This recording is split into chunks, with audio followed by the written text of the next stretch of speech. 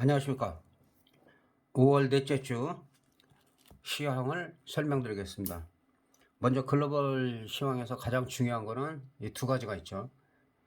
금리 인상. 금리 인상은 이제 그만 상승해도 된다. 동결을 해야 된다.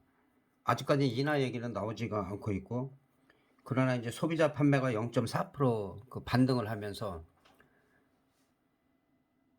조금 더 금리 인상을 지속해야 된다. 이런 얘기도 나오고 있습니다. 그러나 현실적으로는 지금 미국 디폴트 6월 1일 결정되는 부채 한도 상향 합의에 대해서 지금 이슈가 되고 있습니다.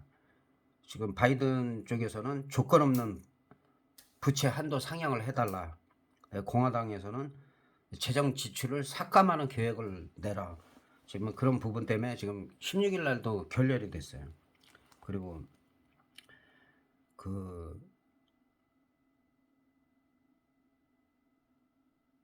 이 디폴트에 대한 그 부채 한도 상향 같은 경우는 이제 1차 세계대전 당시에 도입된 건데, 나라 빚이 상한에 도달하면 그 연합정부는 의회의 동의를 얻어서 한도를 증액한다.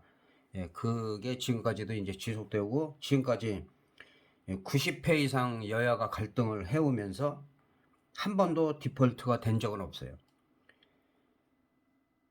거의 다 디폴트 시점에 임박해서 극적으로 합의를 하는 그런 상황이었는데, 이게 90회 동안 한 번도 없었는데, 이게 만약에 이번에 이루어진다면 이거는 시장의 충격을 일단은 받을 수밖에 없어요. 거기에 따라서 이제 뭐 FOMC에서 금리 인하를 한다든가 이제 다른 후속 조치가 따르거나 그러지 않는 한 일시적인 충격을 크게 받을 수밖에 없는 상황이고, 이제 부채 한도가 지금 우리나라 돈으로 지금 한 4경 2천조 정도가 되니까, 4경 2천조 정도가 되니까, 예, 그런 부분에 대해서 지금도 이제 부채라든지 은행 부실이다니까 이런 우려는 계속 지속되고 있다. 그래서 글로벌 시장에 이런 부분이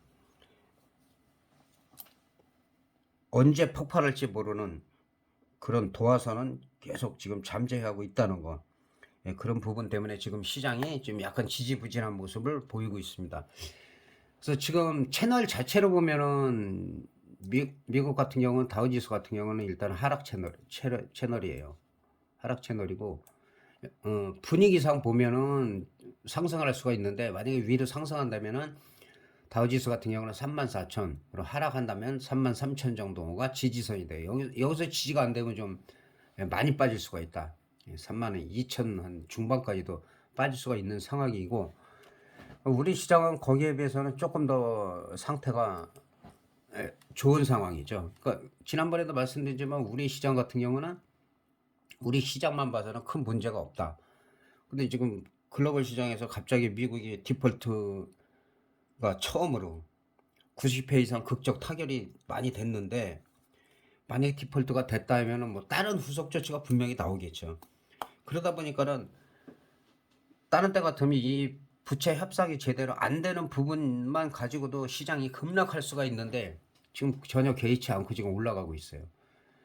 그 전에 지금 이렇게 급락했던 부분을 다 회복한 상태이기 때문에, 안 좋은 상태에서 이렇게 회복됐기 때문에 우리 시장 자체만 본다면 우리 시장은 추가 상승이 가능한 상황이에요. 지금 전 고점인 2582 정도까지는 열려 있다.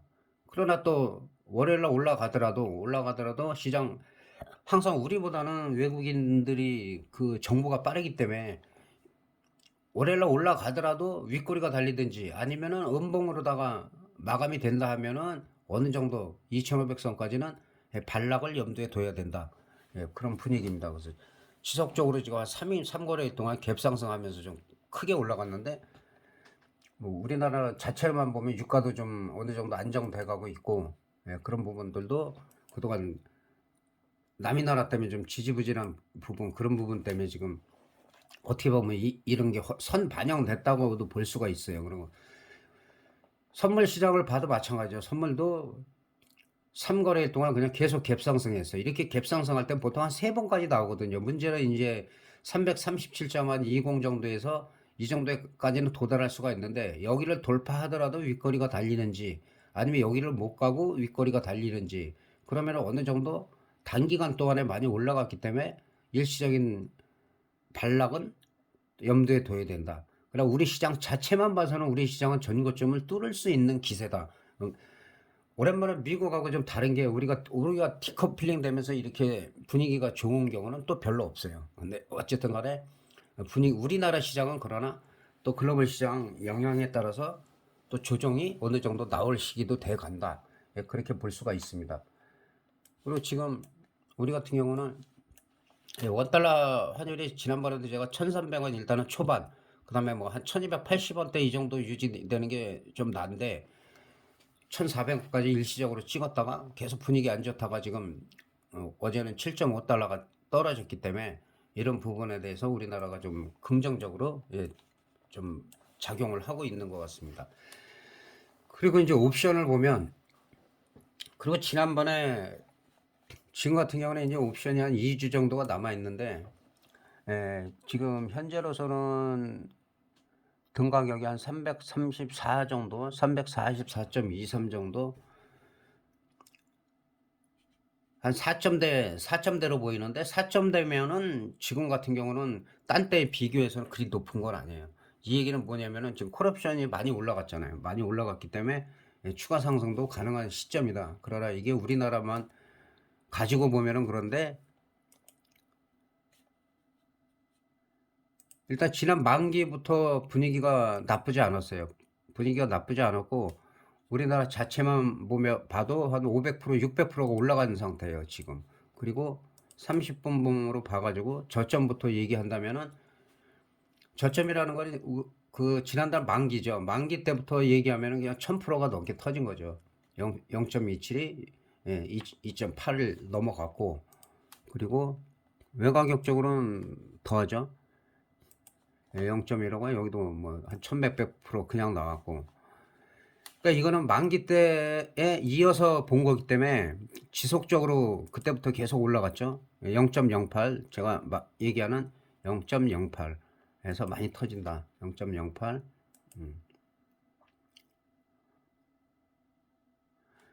여기는 한 1500% 나왔죠. 1500%. 그러니까 이게 만기에 이어서 나온 거고 최근에만 본다면은 한 600%, 700% 정도까지도 뭐 중박 정도는 나왔다. 그렇기 때문에 지금 반대로 풋옵션 같은 경우는 계속 급락을 하고 있지만 아직 바닥이 아니다. 아직 바닥이 아니기 때문에 적극적으로 뭐 매수할 단계는 아직 아니다. 그러나 좀 눌릴 때는 됐다. 눌릴 때는 된 건데 어떻게 보면은 지금 남은 한 10일 정도 이달 말까지 봐가지고 약간 조정을 오히려 만약에 받는다. 아니면 크게 받는다.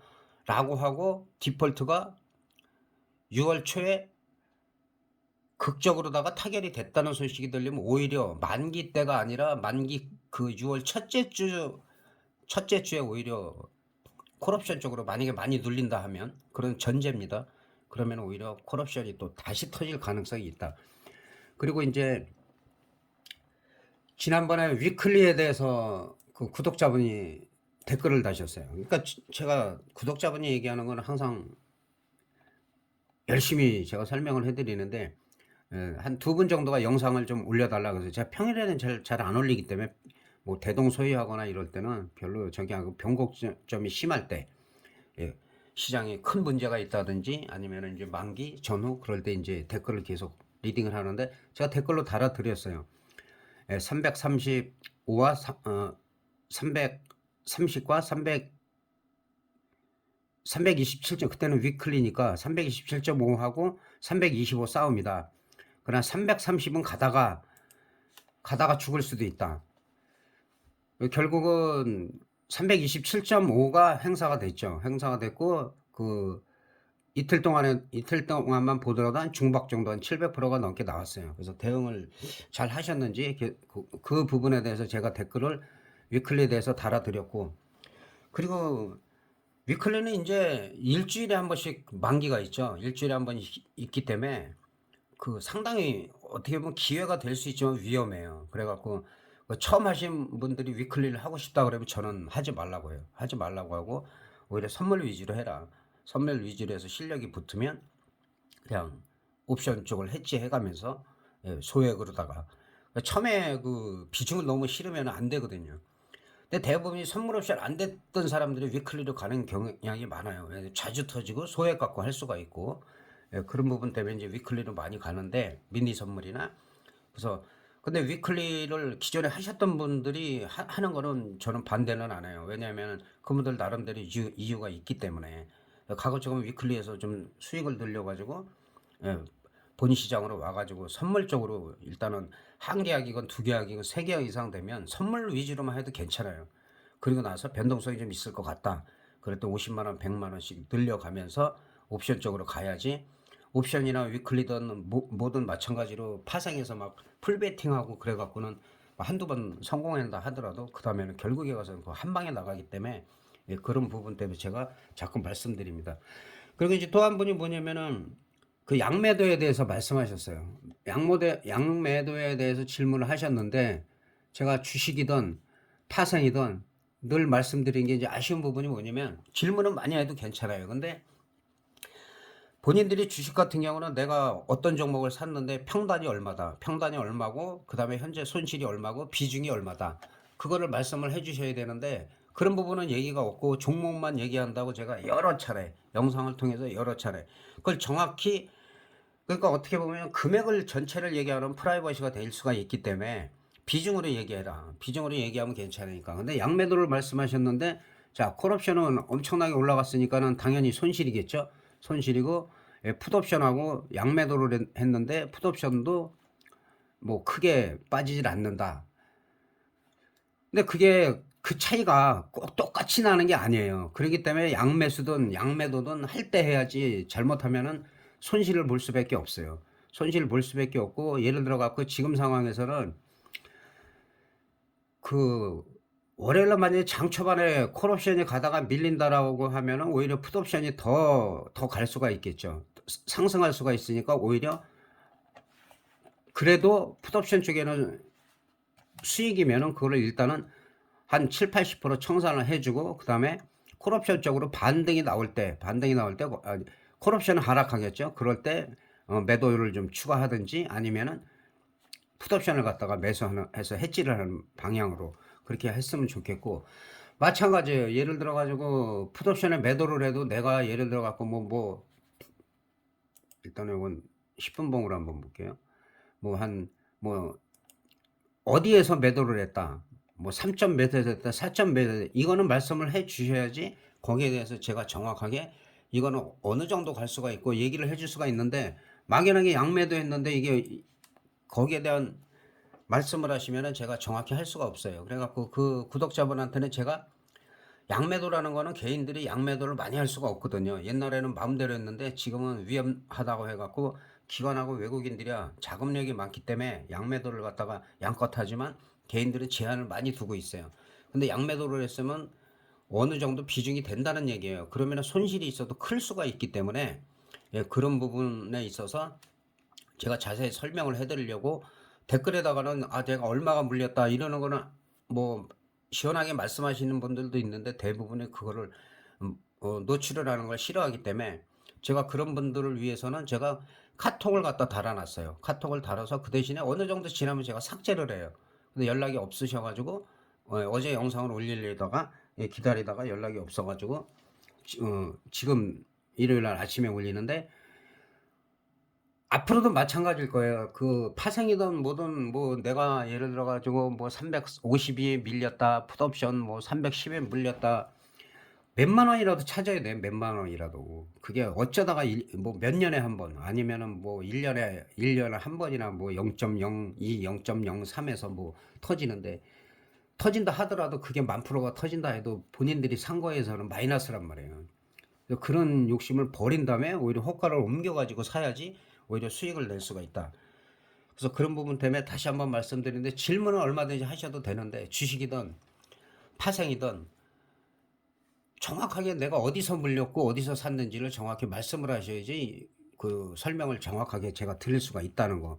그러니까 지금 일단 선물 기준으로 해서 보면은 더 올라갈 수는 있어요. 조금 더 올라갈 수는 있는데 지금 상황에서는 워낙 가파르게 많이 올라갔기 때문에 기술적인, 우리가 많이 빠졌을 때도 기술적인 반등이라고 그러지만 마찬가지예요. 이건 기술적으로 반락을 할 가능성이 있어요. 그리고 지금 분위기가 디폴트가 뭐 해결이 됐다 그러면 몰라도 오히려 시장에서 파생하시는 분들이나 매매하기 좋은 거는 다음 주에는 좀 조정을 받는 게 좋아요. 조정을 받으면 크게 선물이나 예를 들어 지수가 빠지지 않더라도 콜옵션은 많이 밀릴 수밖에 없어요. 뺄 때는 무자비하게 빼기 때문에. 그래서 그런 부분 생각하셔가지고 양매도 하신 분은 참고하시면 될 것 같고, 그러니까 수량이 얼마고 어디서 물렸다 하면은 제가 그거를 좀 속 시원하게 영상에 올리려고 했는데 그게 지금 막연하게 양매도 해가지고 차이가 많거든요. 예를 들어가지고 금액이 어느 정도 큰 양매도인지 아니면 이런 싼 거 외가격에서 너무 지나친 거에 대해서 양매도인지 뭐를 알아야지 제가 설명을 드린다는 얘기입니다. 그리고 부연해서 설명드리면은 지금 같은 경우는 이제 334 정도니까는 마찬가지예요. 제가 항상 얘기하지만 요거 한 342, 콜옵션은 342.5.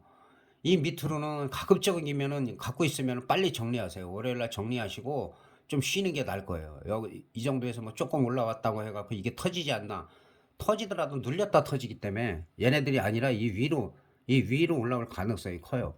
그 다음에 이제 풋옵션도 마찬가지로 지금 한 335 기준으로 해가지고 한 325 정도. 만약에 풋옵션이 반등이 나온다면 322.5 정도까지는 괜찮아요. 근데 엄밀히 보면은 여기서 보면은 예를 들어 갖고 위로 올라간다. 행사가 된다면 4호가 정도예요. 345. 그래서 제가 양매도 하신 분이 어디 걸 양매도 했냐가 중요하다는 거예요. 이쪽에서 양매도를 했는 건지 아니면 이 내가격 쪽에 양매도 했는 건지 그게 상당히 중요해요. 그리고 마찬가지로 풋옵션 같은 경우도 지금 말씀드린 대로 325 정도까지는 당일 매매예요. 당일 매매. 이거 오버나이트 하라는 게 아닙니다. 그러나 디폴트 때문에 충격을 받았다. 그때는 오버나이트 한 이틀 정도 해도 돼요. 하루에 끝나지 않으니까. 그리고 나서 만약에 조정을 받았다. 조정을 많이 받아야 돼요. 콜옵션 같은 경우는 지금 많이 올라갔잖아요. 저점에서 만기 때 지난 5월 만기 때부터는 원래 치는 게 아니고 만기 지난 다음에 치는 건데 만기 때 이어져서는 보니까는 1500%가 나왔잖아요. 1500%가 나오고 지금 단기적으로만 해도 한 뭐 400%, 500%, 600%가 나온 상태인데 여기서는 올라가 봐야 100%라고 제가 말씀드리잖아요. 그러면은 빠질 때는 무섭게 빠진다. 최소한 지금 올라간 거에서 한 7, 80%가 빠져야 돼요. 7, 80% 아니면 그 이상 많이 빠져야지 6월 초에 디폴트 때문에 디폴트가 해결됐다. 그랬을 때 단기 급등을 노리면은 콜옵션 같은 경우는 2, 3일 안에 그냥 뭐 7, 800% 중박 그다음에 대박 1000% 이상이 나올 가능성이 만기 때보다 만기 전주에 있다. 그거에 대해서는 이제 다음 주 일요일 날 제가 또 설명을 드려야 되겠죠. 예, 그렇게 보시면 될 것 같습니다. 그리고 우리나라도 이제 금통위에서도 이제 금리 동결을 했어요. 뭐 더 이상 올려봐야 의미도 없고 미국하고 한 뭐 차이도 그렇게 많이 나는 것도 아니기 때문에 예, 일단 그렇게 보시면 되고 그리고 항상 지금 요즘은 그래도 질문이 다양해졌어요. 다양해지고 양매도도 나오고 위클리드 얘기도 나오고 예, 가치밥을 싼거 뭐 사도 된다. 뭐 그런 분들도 계시고. 그러니까 그런 것들이 서로 소통하는 거예요. 서로 소통하고 또 아시는 분은 아시겠지만 모르시는 분들은 그런 거 하나하나에 도움이 되고 또 이제 좋아요도 그전에는 뭐 맨날 한 개밖에 없었는데 지금은 그래도 두 개, 세 개, 네 개, 다섯 개까지 늘어나요. 서로 다른 사람이 의견이 좋으면 댓글을 안 달더라도 상대방에 대해서 좋아요도 눌러주고 예, 그게 또 우리가 소통하는 또 목적입니다. 자, 주식은 이제 몇 종목을 살펴보고 마치도록 하겠습니다.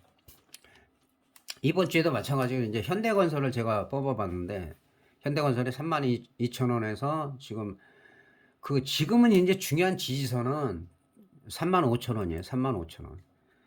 그러니까 현대건설 같은 경우는 만약에 이게 깨졌다. 35,000원이 깨졌다. 그러면은 32,000원도 깨질 가능성이 있어요. 근데 여기가 지지가 되고 올라가면 사실은 이 저항선 같은 경우는 여러분들이 아실 거예요. 그 옵션 같은 것도 어떤 때는 제가 거의 한 틱이나 정확하게 그 저항선을 하고 지지선을 거의 맞추고 있다는 거. 그래서 지지와 저항이 중요하기 때문에 그 현대건설 같은 경우는 한 42,200원 정도 여기를 돌파했는데 사실은 이거 여기가 의미가 없어요. 왜냐하면 그 위에 자리 한 44,500원 정도 여기가 돌파돼야 돼요. 그 왜 의미가 없냐? 그러니까 그걸 아시는 분들도 계실 거예요. 아, 여기가 저항인데 저항은 많아요. 맞는데 이 저항에서는 바로 뚫기보다는 밀릴 가능성이 있고, 근데 여기를 뚫고 44,000원을 뚫어줘야지 얘가 자기가 좀 강하게 좀 날갯짓을 할 가능성이 있어요. 그리고 지금은 아니지만 뭐 올해가 됐든 내년이 됐든 후년이 됐든 예를 들어 가지고 뭐 그럼 건설주가 다 올라가겠지만 그래도 현대건설하면은 그래도 네임밸류가 있으니까 우크라이나 러시아 전쟁이 종식됐다 뭐 해외로 안 갈 수가 없잖아요.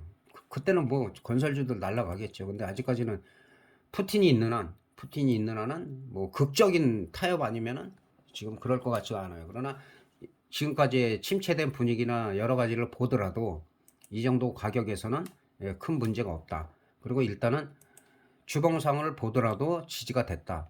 지지가 됐고 그 지지선은 35,000원이다.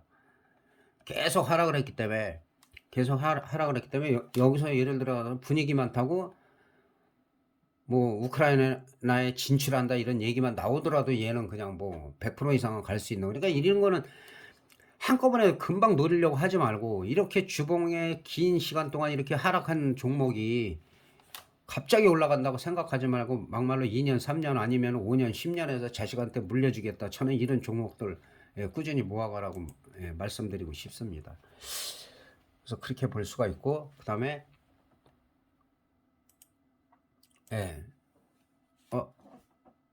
삼성전자 같은 경우는 결국에는 이때부터 계속 제가 말씀드린 거잖아요. 이때부터 계속 말씀드리고 여기가 하단 추세선이다. 하단 추세선. 이 자리가 이탈하면 별로 안 좋은데 뭐 계속 저점을 높여가고 있죠. 저점을 높여가고 계속 제가 삼성전자를 꾸준하게 말씀드리는 건 우리나라 대표주기 때문에 시가총액 거의 뭐 20%가 넘는데 어마어마한 거죠.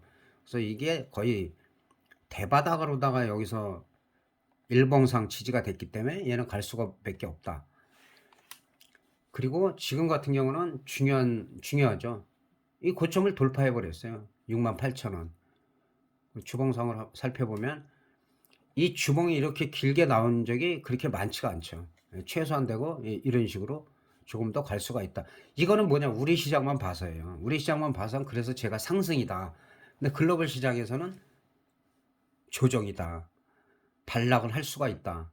그러니까 장 초반에 올라가더라도 오후에는 좀 밀릴 가능성도 있다. 그거는 여러분들이 뭘 참고하냐면 장의 나스닥이나 장의 S&P가 계속 실시간으로 나오기 때문에 거기서 뭐 한 2, 30포인트 빠지면 상관이 없어요. 근데 거기서 뭐 100포인트, 200포인트 빠진다? 그거는 그 야간에 개장하는 다우지수 나스닥에서 급락할 가능성도 있다는 거예요. 그러면은 그걸 눈치채고 빨리 정리를 해야 돼요. 포지션을. 빨리 바꿔야 되고. 그런 부분을 말씀드리고, 자, 주봉상 이 삼성전자가 이 정도로 강력하게 올라간 적이 별로 없다. 그래서 사실은 우리나라만 봐서는 뭐 7만원, 7만 5천원도 갈 수가 있는 분위기인데, 우리나라가 제가 늘 말씀드리지만 우리나라 맘대로 되는 게 없다. 그래도 지금은 하여튼 많이 선박을 했어요. 그래서 삼성전자는 제가 늘 이 정도에서도 그렇고 여기서도 그렇고 뭐 걱정할 게 없다. 그래서 저항선을 계속 올렸죠. 거의 다 돌파했어요 지금. 그렇게 말씀드릴 수가 있겠고, 그 다음 오랜만에 코스닥에서 셀트리온 같은 경우도 지난번에 이 라인 쳤죠. 이 추세 라인이 되게 중요하다. 여기가 무너지면 안 된다. 이 추세 라인을 지키면서 또 이렇게 급락했다가 급등했다가 급락했다가 또 다시 계단식으로 올라가고 있어요. 지금 여기만 볼 때는, 이 정도만 볼 때는 조금 더 상승할 수 있어요. 조금 더 상승하는데 여기서 윗꼬리가 달린다. 여기서는 당연히 밀릴 수밖에 없어요. 뭐 제가 볼린저 밴드를 뭐 100% 믿질 않아요. 한 볼린저 밴드 같은 경우가 일반 평이할 때는 한 70% 정도는 맞아요. 얘가 상한선을 이렇게 갔을 때는 중심선으로 들어오고, 중심선에서 하단선을 찍었을 때는 다시 상승하고, 이게 맞는데 지금은 상단이지만 상단에선 약간 더 올라갈 수가 있거든요. 올라갔다가 여기서는 좀 밀릴 수가 있다. 근데 여기서 쌍봉일 때는 매수하면 안 돼요. 쌍봉에서 내려왔다가 이런 식으로 지지하는 패턴이 보일 때 그때 매수하면은 지난번에 여기 친 대로 18만 원 넉넉히 보면 18만 6,700원에서 19만 원 여기가 저항선이다. 여기를 뚫으면은 뭐 그다음에는 뭐 20만 원 초반까지도 볼 수 있다. 그렇게 볼 수가 있겠습니다. 그리고 마지막으로 플랫폼 쪽은 카카오하고 네이버가 있는데 카카오보다 지금은 네이버가 조금 더 좋아요. 그전에는 카카오가 좀 분위기가 좋았는데 여러 가지로 임원들이 자기들이 일방적으로 주식 처분하고 뭐 분업발식으로 돌리고 그런 부분 때문에 좀 이미지가 좀 많이 안 좋아졌죠. 그 나쁜 놈들이죠. 그렇게 하면 안 되죠. 자기네들이 일반 주주들이 다 그렇게 해서 주가 올려주고 다 하니까는 자기네들 싹 팔아 처먹으면 처먹은 거죠. 그거는 반성해야 돼요. 그거는 반성해야 되고, 자 플랫폼 쪽에서는 카카오보다는 지금 네이버가 분위기가 좋다. 분위기는 자 이게 추세 상승선을 돌파했어요. 돌파해가지고 또 요 추세 상승선이 왜 중요하냐면 여기를 밀리더라도 지지를 다 하고 있다. 그래서 그 다음에 항상 얘기한 두 라인, 이 두 라인의 의미가 있어요. 여기가 저항선이란 말이에요. 여기 맞고 떨어질 수도 있다. 그러나 여기를 돌파했을 때는 또 옛날의 영광을 또 찾으러 갈 수도 있다. 밀리더라도 마찬가지로 이 정도까지 밀려도 그건 하락 추세가 아니다. 여기서 반등이 나오면 아직 중심선이 살아있다.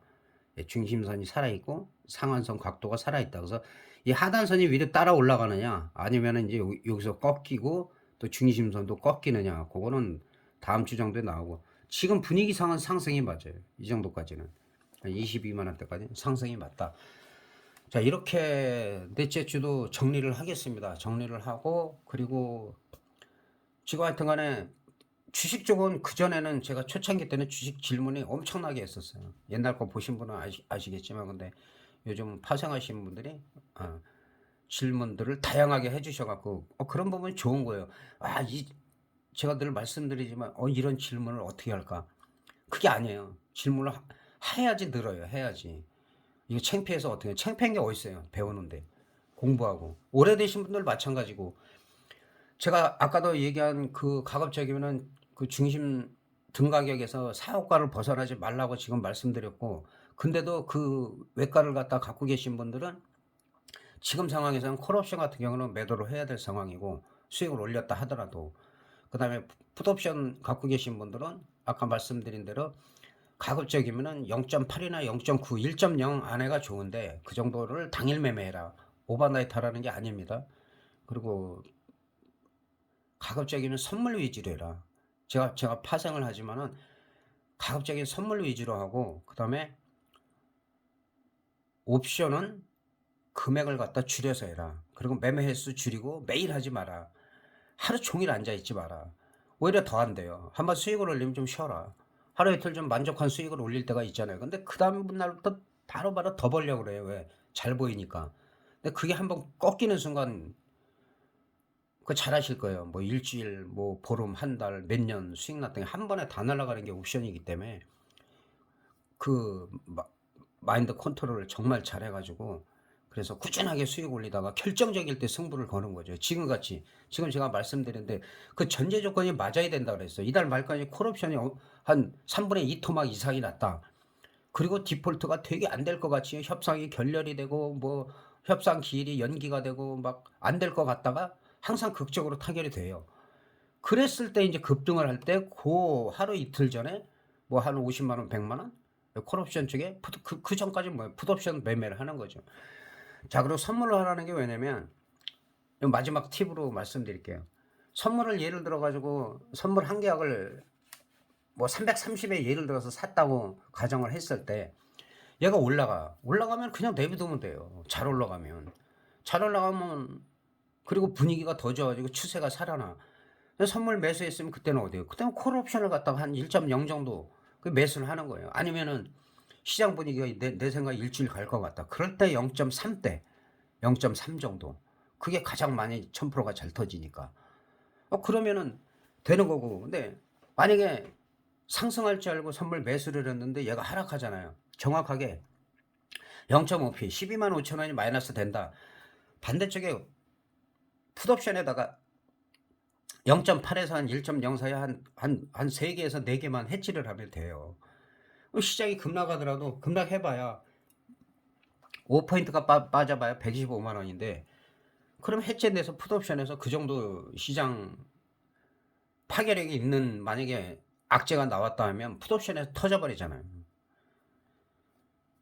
400만 원, 500만 원 뭐 그 이상도 수익이 나기 때문에 전혀 지장이 없어요. 그래서 선물을 기준으로 해갖고 양쪽에 여차하면 해지하거나, 그 다음에 얘가 강하게 올라간다. 선물이나 옵션이나 차트를 봐서 45도 이상 각도 막 60도로 올라간다. 그거 잘 안 꺾인다고요.